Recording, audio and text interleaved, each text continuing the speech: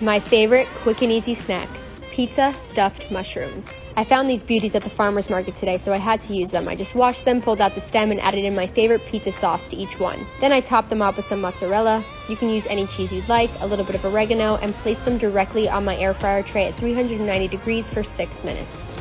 These make the perfect low-carb snack, and I'm low-key obsessed with them. Follow me for more easy air fryer recipes. Enjoy! Let's make the juiciest, crispiest, and easiest chicken tenders. Just grab a pound of chicken tenderloin, season them up with salt and pepper, and then add half a cup of Greek yogurt. This is what makes the chicken extra juicy. Add some garlic powder, chili powder, paprika, salt and pepper, and give that a toss. Finally, add half a cup of grated parmesan, give everything a quick toss. Spray your air fryer tray with a little oil, place the chicken down on an even layer, cook at 390 degrees for 20 minutes, flipping halfway through. They literally come out perfect every time I have these for lunch or dinner and serve them with my favorite dipping sauces. These are so good. Enjoy!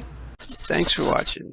Please like, comment, and share, but don't forget to hit the subscribe button and click the bell so you see more videos as they come out.